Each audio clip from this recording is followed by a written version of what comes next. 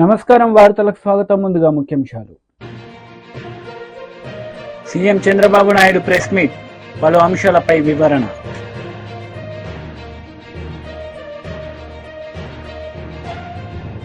మాజీ CM Jaganmohan Reddy press meet, పలు అంశాలపై వివరణ. టీడీపీ అధినేత నారా చంద్రబాబు నాయుడు ప్రెస్ మీట్ నిర్వహించారు. ఈ సందర్భంగా పలు అంశాలపై ఆయన మాట్లాడారు. ఇది Mrs AR dairy foods private limited, Tamil Nadu. ఈ టెండర్స్ పిలిచారు, రివర్స్ టెండర్స్ పిలిచారు 12/3/2024. ఇది 10 లక్షల కౌ గీ కోసం పిలిచారు, 10 లక్షల కేజీలు. ఇది 8/5/2024లో టెండర్ ఫైనలైజ్ అయింది. ₹319.80 కేజీ. నేను అడుగుతున్నా, ₹319 ఇప్పుడు పామాయిల్ రావడంలా, డాల్డా రావడంలా. ఆ పరిస్థితిలో మీరు టెండర్ పిలిచి ₹319.80 మీరు టెండర్ కట్టబెట్టారు. అతను 12 జూన్ 2024 నుంచి సప్లై చేయడం మొదలుపెట్టాడు. అవి సప్లై చేసే కార్యక్రమంలో 2 ట్యాంకర్స్ 6/7/24 2, 15/7/24 2 ట్యాంకర్స్ సరిగా లేవని మా వాళ్ళు అనలైజ్ చేశారు. ఈవో ఇక్కడ ఒక విషయం మీకు చెప్పాలి.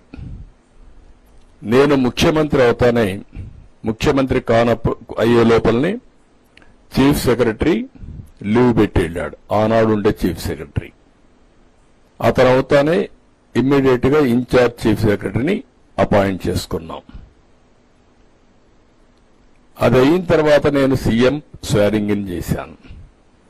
నా ప్రమాణ స్వీకారం అవుతానే ఫస్ట్ పోస్టింగ్ ప్రైవేట్ సెక్రటరీ, నాకు ప్రిన్సిపల్ సెక్రటరీని అపాయింట్ చేశారు,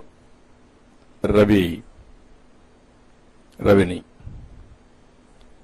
అది అయిన తర్వాత నాకు ఎప్పుడు వెంకటేశ్వర స్వామి పైన ఒక ప్రత్యేకమైన శ్రద్ధ ఉంటుంది. నేను ఏ పోస్టింగ్స్ ఆలోచించలేదు. నేను ఆలోచించి ఉండే వాళ్ళందరిలో ఆలోచించిన తర్వాత ఎవరికి పోస్టింగ్ ఇస్తే ప్రక్షాళన ప్రారంభం అవుతుందని ఆలోచించి ఉండే వాళ్ళల్లో సరైన అభ్యర్థి అని శ్యామలరావు గారిని ఎంపిక చేశాను ఈవోగా. నేను పిలిచి చెప్పాను. అప్పుడు పోర్ట్ఫోలియోస్ కూడా ఇచ్చినట్లేదు. నేను ఒకే మాట చెప్పాను, శ్యామలరావు గారు మీరు తిరుపతికి వెళ్తున్నారు, మీ బాధ్యత ప్రక్షాళన మొదలుపెట్టాలి. తిరుమల తిరుపతి దేవస్థానంలో అపవిత్రమైన కార్యక్రమాలన్నీ జరిగాయి, అవన్నీ ప్రక్షాళన చేసి మళ్లీ పుణ్యక్షేత్రానికి పూర్వ వైభవం తేవడానికి భగవంతుడు నాకు ఒక ఆదేశం ఇచ్చాడు. నాకిచ్చిన ఆదేశాలను మీకు కూడా ఆదేశం ఇస్తున్నా. ఈ పోస్టింగ్స్ మీ పోస్టింగ్స్ ఇచ్చానంటే ఒక ప్రత్యేకత ఉంది, మీరు గుర్తుపెట్టుకొని వెళ్ళండి అని చెప్పి చాలా క్లియర్ గా బ్రీఫింగ్ ఇచ్చి పంపించాను.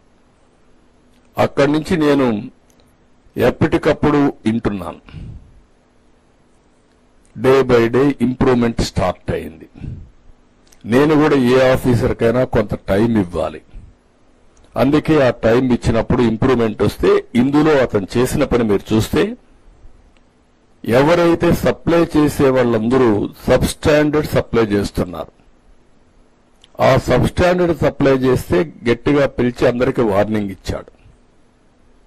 అప్పటికే క్యాంటీన్ పోయాడు, భోంచేశాడు, కొన్ని కార్యక్రమాలు చేశాడు. దానివల్ల కొద్దిగా ఇంప్రూవ్ అయింది. నేను కూడా ఆయన స్ట్రెంగ్తన్ చేయడానికి కొంతమంది అధికారులు ఇచ్చాం, అన్ని చేశాం. ఇది అయిన తర్వాత ఎప్పుడైతే చెప్పినా కూడా వినలేదు. ఇక్కడ కూడా మీకుండే టెస్టులు కూడా అడల్టరేషన్ కి ఎలాంటి టెస్ట్ టీటీడీ లేదు.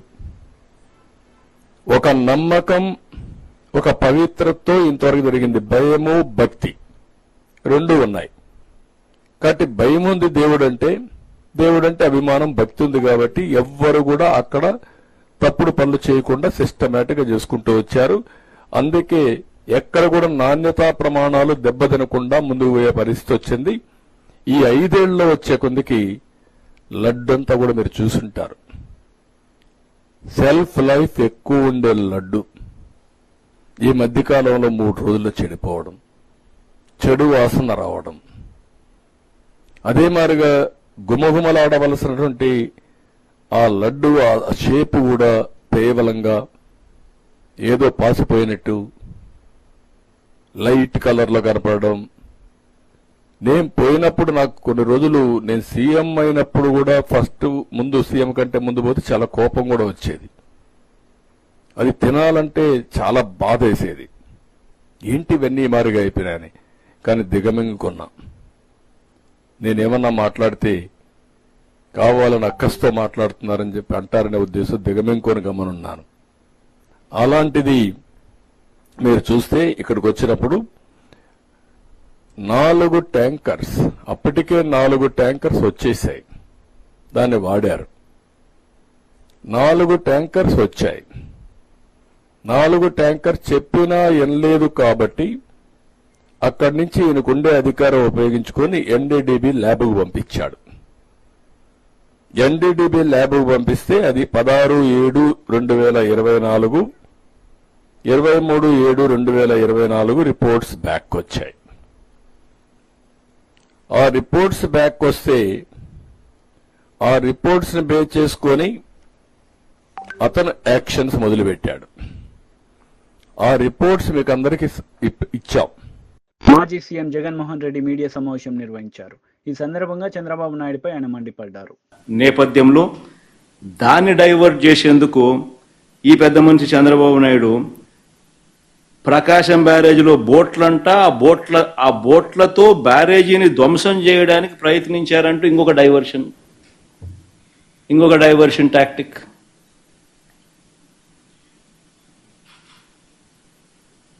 అసలు ఆ బోట్లన్నీ అక్కడ ఎందుకున్నాయి?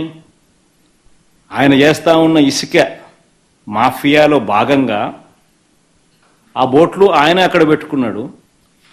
ఈ వాటర్ ఫ్లోకు బోట్లు కొట్టుకొని వచ్చాయి. మరి ఆయన 4 నెలల కాలంలో ఆయన పెట్టుకున్న బోట్లు కొట్టుకొని వచ్చి ఆ బోట్ల వల్ల ప్రకాశం బ్యారేజీ మునిగిపోతుందంట. అది ఇంకొక డైవర్షను. విశాఖపట్నం స్టీల్ ప్లాంట్ అమ్మకం మీద కూడా కొత్త మెడికల్ కాలేజీలో ప్రైవేట్ పరం చేసేయాలన్న స్కాముల ఆలోచన మీద వాటి మీద కూడా ఆందోళన జరుగుతూ ఉంటే ముగ్గురు సీనియర్ అధికారుల మీద సస్పెన్షన్ వేటు వేస్తూ అది ఇంకొక డైవర్షన్.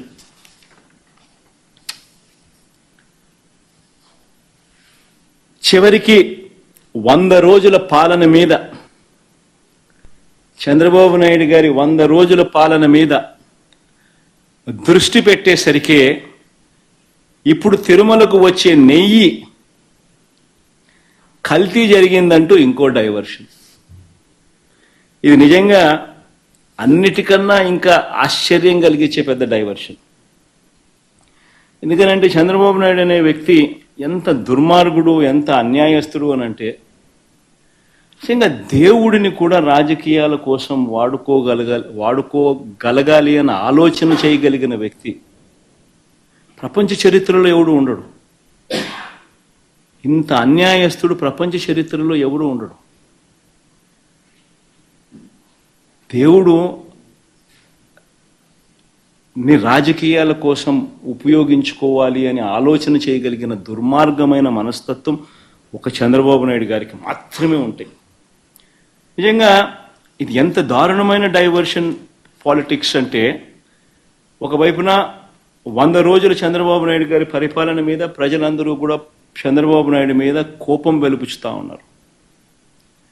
ఏమైనా మా సూపర్ 6లు, ఏమైనా మా సూపర్ 7లు అని చెప్పి ప్రజలు నిలదీస్తూ ఉన్నారు. ఇలాంటి నేపథ్యంలో ప్రజల మనసును డైవర్ట్ చేసేందుకు చంద్రబాబు నాయుడు చేస్తా ఉన్న అతి దుర్మార్గమైన ఆలోచన ఈ కట్టుకథ.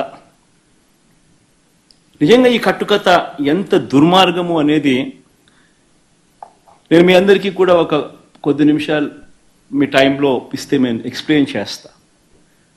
మీరే ఆలోచన చేయమని చెప్పి కూడా మిమ్మల్ని అందరినీ కూడా నేను కొడతా ఉన్నా. ఇంత దుర్మార్గపు పని చేయగలుగుతారా ఎవరైనా? చేయడం ధర్మమేనా అని అందరూ ఆలోచన చేయమని అడుగుతా ఉన్నా. ఎందుకనంటే కారణం ఏమిటనంటే ఈరోజు తిరుమలకు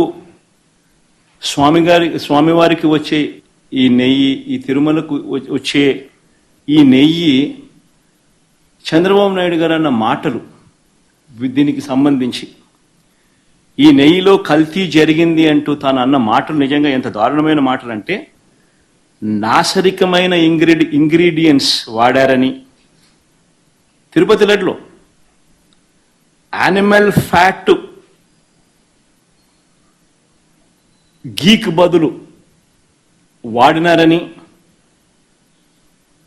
ఇదే పెద్ద మనిషి చంద్రబాబు నాయుడు ముఖ్యమంత్రి హోదాలో ఉంటూ ఒక ముఖ్యమంత్రిగా తాను మాట్లాడిన మాటలు ఇవి.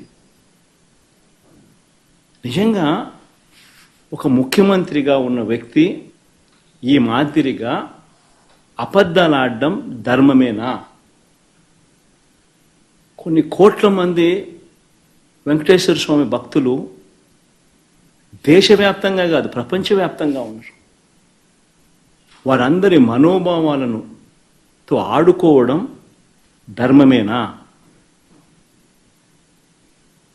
నిజంగా అసలు ప్రొసీజర్ ఏంది, ప్రక్రియ ఏంది, ఎలా జరుగుతుంది అన్నది నిజంగా కూడా అందరూ ఒక్కసారి ఆలోచన చేయాలి.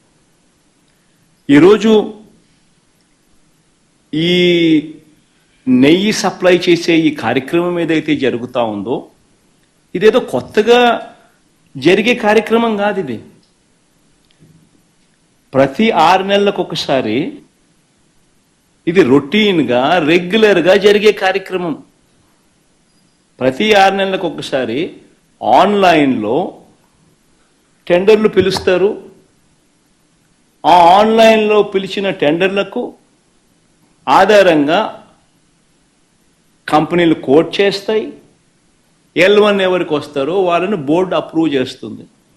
ఇది రొటీన్గా 6 నెలలకు ఒకసారి రొటీన్గా జరిగే కార్యక్రమం. మరి రొటీన్గా జరిగే ఈ కార్యక్రమం ఏదైతే ఉందో దీనికి సంబంధించి ఆ క్వాలిఫికేషన్ క్రైటీరియా ఇటువంటివన్నీ కూడా కొత్తగా మార్చింది ఏమీ ఉండదు. ఎవడు మార్చేది. మాజీ మంత్రి కేటీఆర్ మీడియా సమావేశం నిర్వహించారు. ఈ సందర్భంగా పలు అంశాలపై ఆయన మాట్లాడారు. పొంగులేటి గారు మొత్తానికి సీఎంను ఫిక్స్ చేసేందుకు ఫిక్స్ అయినట్టున్నాడు. ఎందుకంటే 2 విషయాలు క్లియర్ బ్రదర్. ఒకటి, ఈ ప్రభుత్వానికి చట్టాలు తెలిసినట్లేవు, చుట్టరికాలు కూడా తెలిసినట్లేవు. భార్య తమ్ముడు తప్ప ఆయన బావమరిది కాదంటాడు. భార్య తమ్ముడు ఏమవుతాడు తమ్మి? నీకు బావమరిదే కదా తమ్మి. మరి నేను అదే అన్నా. ముఖ్యమంత్రి గారి బావమరిది అని నేను చెప్పిన. ఆశ్రిత పక్షపాతం అని చెప్పిన. ఆఫీస్ ఫర్ ప్రాఫిట్ అనే నిబంధన ఉందని చెప్పిన. అది ఎవరో తెలియదు. ప్రివెన్షన్ ఆఫ్ కరప్షన్ యాక్ట్ మీ రాజీవ్ గాంధీ తెచ్చిండు 1988లో తెచ్చిన చెప్పిన. సెక్షన్ 7, 11, 13 3 చదివి వినిపించిన. ఇవన్నీ విన్న తర్వాత పొంగులేటి గారు ఆగమేఘాల మీద వచ్చి ప్రెస్ మీట్ పెడితే నాకు అర్థమైంది ఏంటంటే అర్జెంటుగా ముఖ్యమంత్రి గారిని పదవిలోంచి ఊడబిక్కాలన్న ఎజెండా మంత్రి గారికి ఉన్నట్టున్నది. రూపాయి కరప్షన్ జరిగినా 8,888 కోట్లు జరిగినా దానికి ఖచ్చితంగా తప్పకుండా చర్య ఉంటుంది. ఆ అవినీతి వ్యతిరేక చట్టం కింద ప్రివెన్షన్ ఆఫ్ కరప్షన్ యాక్ట్ కింద తప్పకుండా చర్య ఉంటుంది. నిజంగా మంత్రికి చిత్తశుద్ధి ఉంటే నేను రాజీనామా చేస్తా అని హుంకారాలు చేస్తున్నాను. నేను చూసిన మంత్రి గారు నేను అడుగుతా ఉన్నా, నిజంగా నీకు చిత్తశుద్ధి ఉంటే నువ్వు రా. మీరు నేను ఇద్దరం కలిసి హైకోర్టు సీజే దగ్గర పోదాం. వెంటనే సిట్టింగ్ జడ్జితోని ఎంక్వైరీని అడుగుదాం. సిట్టింగ్ జడ్జి గారు కనుక ఇందులో ఏం జరగలేదు మొత్తం పెట్టండి ఫైల్స్ ఆయన ముంగట, గతము ఇప్పుడు మొత్తం పెట్టండి, తప్పులేం జరగలేదు అని ఒకవేళ వారు తీర్పునిస్తే ఆయన రాజీనామా అన్నాడు కదా, రాజీనామా కాదు నేను రాజకీయ సన్యాసం చేస్తా. ఇంకొక మాట, మా మంత్రి గారికి ఒకవేళ ఏమైనా ఇబ్బంది ఉంది హైకోర్టు సీజీ దగ్గర రావడం అనుకుంటే ఇద్దరం కలిసి కేంద్రంలో ఉండే సెంట్రల్ విజిలెన్స్ కమిషనర్ ఉంటాడు, ఇద్దరం పోదాం. నెక్స్ట్ వీక్ నేను పోతా, నువ్వు కూడా రా. టైం చెప్పు, డేట్ చెప్పు, ఇద్దరం కలిసిపోదాం. సివిసికి ఇద్దాం. మంత్రి గారికి నేను ముందే చెప్తా ఉన్నా, ఇప్పటికైనా తప్పు సరిదిద్దుకోండి, వెంటనే టెండర్లు రద్దు చేయండి. జరిగింది తప్పు. ముఖ్యమంత్రి కూడా నేను చెప్తా ఉన్నా, జరిగింది తప్పు. 100% ఇది ముమ్మాటికి నీకు తెలుసు, ఇరికిపోయినావని తెలుసు. ఆశ్రిత పక్షపాతం లేకుండా, రాగద్వేషాలు లేకుండా నేను నా బంధువులకు, నా కుటుంబానికి సాయం చేయను అని చెప్పి ప్రమాణ స్వీకారం చేసిన ముఖ్యమంత్రి, నీ డిపార్ట్మెంట్లో, నీ కింద ఉండే మున్సిపల్ డిపార్ట్మెంట్లో నీ బావమరిది ఏది 2 కోట్లు లాభం పోయిన సంవత్సరం, అంతకుముందు సంవత్సరం ఆర్జించిన ఒక కంపెనీ, కేవలం 2 crores ప్రాఫిట్ ఉన్న కంపెనీకి 1000 కోట్ల కాంట్రాక్ట్ ఇచ్చి అవినీతి జరగలేదంటే ఎవడన్నా ప్రపంచంలో నమ్ముతాడా? వస్తావా మరి? సివిసి దగ్గరకు వస్తావా? హైకోర్టు సీజే దగ్గరకు వస్తావా? నేను వస్తా, డేట్ చెప్పు, టైం చెప్పు, నువ్వే అపాయింట్మెంట్ తీసుకో. మంత్రి గారికి అంత చిత్తశుద్ధి ఉంటే రా, నేను వస్తా. వాళ్ళ విచారణ మొత్తం ఫైల్స్ పెట్టండి. ఇప్పటికైనా ప్రభుత్వాన్ని నేను డిమాండ్ చేస్తున్నా, సిగ్గు తెచ్చుకోండి. ఇంత బరితెగింపు మంచిది కాదు. బీజేపీ లీడర్ మీడియా సమావేశం నిర్వహించారు. ఈ సందర్భంగా పలు అంశాలపై ఆయన మాట్లాడారు. సభ్యత్వం పెంచేటటువంటి కార్యక్రమం, సభ్యత్వం చేసే కార్యక్రమాలు చేయాలని చెప్పేసి కూడా ఈ యొక్క కార్యక్రమంలో మాకు ఇవ్వడం జరిగింది. 25వ తారీఖు తర్వాత మళ్ళీ క్యాంపు మెంబర్షిప్ ఉంటాయి. అంటే మోర్చాల ద్వారా, వివిధ మోర్చాల ద్వారా, మహిళా మోర్చా, యువ Morcha, Kisan Morcha, minority Morcha, OBC Morcha, SC Morcha, ST Morcha, ఈ మోర్చాలన్నీ కూడా వివిధ ప్రాంతాల్లో కూడా క్యాంపులు పెట్టి, టెంట్లు పెట్టి జనరల్ పబ్లిక్కు ఈ యొక్క మెంబర్షిప్ కూడా చేయించేటటువంటి ప్రయత్నం చేస్తాం. మాల్స్ దగ్గర కానీ, రైల్వే స్టేషన్ దగ్గర కానీ, ఇవన్నీ కూడా ఇటువంటివి. ఈ కార్యక్రమంలో తెలంగాణ ప్రజలు, తెలంగాణ భారతీయ జనతా పార్టీ సహకరించి ఎక్కువ సభ్యులుగా చేరటానికి ప్రయత్నం చేయాల్సిందిగా వారిని కోరుతూ, మరి అనేక మంది ప్రముఖులు బీజేపీలో చేరడం జరుగుతుంది. మిస్డ్ కాల్ ద్వారా జరుగుతాను. కొంతమంది సినిమా వాళ్ళు ఉన్నారు, కొంతమంది అందరి పేర్లు కూడా తర్వాత మేము మా అధ్యక్షులు కిషన్ రెడ్డి గారు వచ్చిన తర్వాత వాళ్ళందరినీ మళ్ళీ మీడియాకు పరిచయం చేస్తాం, రాష్ట్ర ప్రజలకు పరిచయం చేస్తాం. అయితే ఇవాళ కూడా కొంతమంది వాళ్ళు మెంబర్షిప్ చేయించుకోవడానికి వచ్చారు. కొంతమంది విద్యావంతులు, యూనివర్సిటీ స్టూడెంట్స్, అదేవిధంగా వివిధ ప్రాంతాలకు చెందినటువంటి వ్యక్తులు, వివిధ రంగాలకు చెందినటువంటి వ్యక్తులందరూ కూడా ఈరోజు మెంబర్షిప్ చేయడానికి మన ముందు ఈ యొక్క ప్రెస్ కాన్ఫరెన్స్ అయిన తర్వాత వాళ్ళు చేరుతారు. అయితే నిన్న అసదుద్దీన్ ఓవైసీ గారు ఒక స్టేట్మెంట్ ఇచ్చారు. ఈ యొక్క వాక్ఫ్ సంబంధించినటువంటి సందర్భంగా ఈ వాక్ బోర్డుని కానీ, వాక్ చట్టాన్ని కానీ దీన్ని అమెండ్మెంట్ చేయకూడదు, చేస్తే ఇవన్నీ కూడా ప్రజలకు, ముస్లిమ్స్కి నష్టం జరుగుతుంది, వాళ్ళ ఒక ప్రాపర్టీకి నష్టం జరుగుతుంది అనేటటువంటి మాటలు మాట్లాడారు. వాక్ఫ్ బోర్డు ఏది ఉందో ఈ యొక్క అమెండ్మెంట్లో గతంలో కూడా 2013లో ఆనాటి ఒక ప్రభుత్వం, యూపీఏ ప్రభుత్వం వాక్ఫ్ బోర్డులో కొన్ని అమెండ్మెంట్ తీసుకురావడం జరిగింది. కొన్ని ప్రభుత్వాలు ఆ ఒక అమెండ్మెంట్ ఎందుకు తీసుకువచ్చారో గతంలో ప్రభుత్వం అంటే దాంట్లో ఉన్నటువంటి ఒక అవసరాన్ని బట్టి తీసుకొచ్చారు. ఈరోజు భారతీయ జనతా పార్టీ ఏ ప్రభుత్వం ఉందో ఈ వాక్ఫ్ బోర్డులో ఉన్నటువంటి ఒక కొన్ని అవకతవకలతో పాటు దాంట్లో జరుగుతున్నటువంటి ఒక అవినీతి కానీ, దాంట్లో జరుగుతున్నటువంటి ఒక అనేక ఒక ఏవైతే కార్యకలాపాలు ఉన్నాయో అది ముస్లిం సమాజానికి వ్యతిరేకంగా ఉంది. కాబట్టి దాన్ని ఈరోజు మార్చాలే అనేటటువంటి కొన్ని సవరణలు చేయడం జరిగింది. దాంట్లో ముఖ్యంగా మహిళల ఒక ప్రాతినిధ్యం, ఇంతవరకు ఒక మహిళల ప్రాతినిధ్యం లేదు. మహిళల ప్రాతినిధ్యం తీసుకురావడము, నాన్ ముస్లిమ్స్ కూడా దాంట్లో పెట్టడము, అదేవిధంగా దాంట్లో పస్మంద ముస్లిమ్స్లో కూడా అనేక వర్గాలు ఉన్నాయి. ఆ వర్గాల్లో కూడా పస్మంద అనే వెనకబడినటువంటి ఒక ముస్లిం సమాజం, పస్మంద ముస్లిమ్స్.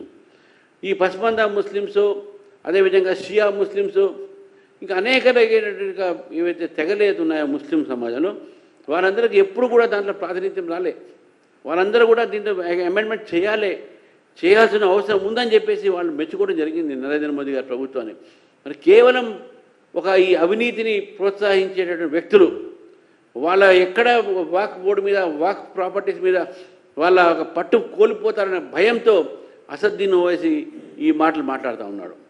ప్రజల్ని, ముస్లింస్ని తప్పుదారి పెట్టిస్తూ ఉన్నాడు. భారతీయ జనతా పార్టీ ప్రభుత్వం మీద ఈ నిర్ణయం తీసుకున్నందుకు వారు ఈ నిర్ణయాన్ని స్వాగతించాలి, కానీ దీని మీద ప్రజలకు అపోహం కలిగించే ప్రయత్నం చేస్తున్నాడు అసదుద్దీన్ ఓవైసీ గారు. He is misleading the people on the Waqf amendment. WAC amendment is an important thing. In 2024, it is giving representation to women. It is giving representation to the non-Muslims. It is giving representation to the Muslim sex of other sex in the Muslim community who have been backward, who have not been taken care of till now. Pasmanda Muslims, Shia Muslims. But today, Asaduddin Owaisi is misleading the Muslim community itself and opposing this amendment only. YCP leader మహిళా leader media సమావేశం నిర్వహించారు. ఈ సందర్భంగా పలు అంశాలపై ఆమె మాట్లాడారు. నిందలు వేయటం ఆయనకు అలవాటే. కానీ ఈ రోజు మీరు చూస్తే సాక్షాత్తు టీటీడీలో తిరుమల లడ్డూ మీద ఇంత దిగజారుడుతనంగా చంద్రబాబు నాయుడు గారు మాట్లాడతారని ఎవరు ఎక్స్పెక్ట్ చేయలేదు. ఈ రోజు ఆయన మాట్లాడాక ప్రతి ఒక్కరు కూడా చీకొట్టడం మనం గమనిస్తూనే ఉన్నాం. ఎందుకంటే సాక్షాత్తు చంద్రబాబు నాయుడు గారి కొడుకే చెప్పాడు టీటీడీలో ముఖ్యమంత్రికి ఎటువంటి సంబంధం ఉండదు అని. అలాంటప్పుడు జగన్మోహన్ రెడ్డి గారు ఏదో దగ్గరుండి తిరుపతి లడ్డూలో యానిమల్ ఫ్యాట్ ని మిక్స్ చేయించినట్టుగా ఆయన ఈరోజు ఆరోపించడం ఎంతవరకు సబబని నేను అడుగుతున్నాను. ఒక్కసారి మీరు గమనించండి, చంద్రబాబు నాయుడు గారు ముఖ్యమంత్రి అయిన తర్వాత జూన్ 21వ తేదీ ఈవోగా శ్యామలరావు గారు మరి అక్కడికి రావడం జరిగింది. నెయ్యి వాసన చూస్తూ లడ్డూలో స్వచ్ఛమైన నెయ్యిని మేము వినియోగిస్తున్నామని ఆయన చెప్పడం కూడా మీరు అందరూ గమనించుంటారు. జూలై 6వ తేదీ 12వ తేదీ 2 సార్లు ట్యాంకర్లది టెస్ట్ చేయడం జరిగింది. అందులో వెజిటబుల్ ఫ్యాట్ మిక్స్ అయింది కాబట్టి దాన్ని రిజెక్ట్ చేశాము, దాన్ని వాడలేదు అని శ్యామలరావు గారు చెప్పడం మనం అందరం కూడా గమనించాం. అలాంటిది 2 నెలల తర్వాత ఇప్పుడు చంద్రబాబు నాయుడు టీటీడీకి సంబంధించిన దాన్ని టీడీపీ ఆఫీస్ లో ప్రెస్ మీట్ పెట్టి ఇలా యానిమల్ ఫ్యాట్ కలిసింది అని ఒక నింద వేసినప్పుడు దాన్ని సమర్థిస్తూ మళ్లీ శ్యామలరావు గారితో ప్రెషర్ పెట్టి ప్రెస్ మీట్ పెట్టించి ఎలా మాట్లాడిచ్చారో మీ అందరూ కూడా గమనించారు. సాక్షాత్తు నారా లోకేష్ గారే చెప్పారు టీటీడీతో ముఖ్యమంత్రికి సంబంధం లేదు అని. అలాంటప్పుడు జగన్ గారి మీద ఎలా నిందలేస్తారని నేను అడుగుతున్నా. ఈరోజు మీ ప్రభుత్వంలో మీ ఈవో ఉండగా మీరు టెస్టింగ్ చేసిన మిల్క్ లో వెజిటబుల్ ఫ్యాటా ఇంకో ఫ్యాటా ఉంటే దానికి బాధ్యత ఎవరు? శ్యామలరావు గారా, లేదా ప్రభుత్వంలో ఉన్న చంద్రబాబు నాయుడు గారా, లేదా ఎవరు టీటీడీ బోర్డులో ఉన్న మెంబర్సా? సో ఇది ఒకసారి మనం ఆలోచించాల్సిన విషయం. అంటే ఈవో గారు తాను జాయిన్ అయినప్పుడు ఏం చెప్పాడు, ఈ రోజు చంద్రబాబు నాయుడు ప్రెషర్ పెట్టాక ఏం చెప్పాడు అనేది భక్తులందరూ కూడా గమనించాల్సిన విషయం. రెండవది మీరు చూస్తే చంద్రబాబు నాయుడు డైవర్షన్ పాలిటిక్స్ ఎప్పుడూ చేస్తుంటారు. అలాగే ఈ రోజు ఆ తిరుమల కొండ మీదకి జగనన్న అధికారంలో ఉన్నప్పుడు మోడీ గారు వచ్చారు, అమిత్ షా గారు వచ్చారు, ఎక్స్ సీజే రమణ గారు వచ్చారు, ప్రెసిడెంట్ సీజే గారు వచ్చారు. అంతెందుకు చంద్రబాబు నాయుడు ఫ్యామిలీతో సహా వెళ్లాడు, పవన్ కళ్యాణ్ గారు వెళ్లారు. లడ్డూలో ఏ మాత్రం రుచి తేడా ఉంటే ఆ రోజే వాళ్ళు కంప్లైంట్లు ఇచ్చుంటారుగా, ఎందుకు కంప్లైంట్లు ఇవ్వలేదు? ఇప్పుడు ఆ 5 సంవత్సరాల్లో ఏదో జరిగిందని నింద వేయటానికి ఈ రోజు టీటీడీని ఎంచుకొని తిరుమల తిరుపతి దేవస్థాన ప్రతిష్టను దిగజార్చడం ఎంతవరకు కరెక్ట్ అని భక్తులందరూ కూడా ఒకసారి ఆలోచించాల్సిన అవసరం ఉంది. అండ్ మూడోది, ఈ రోజు ఎవరైతే బీజేపీ నాయకులు కూడా మాట్లాడుతున్నారో వాళ్ళని నేను అడుగుతున్నా. ఇదే వార్తలు ముగించే ముందు ముఖ్యాంశాలు మరోసారి. CM Chandrababu Naidu press meet, పలు అంశాలపై వివరణ.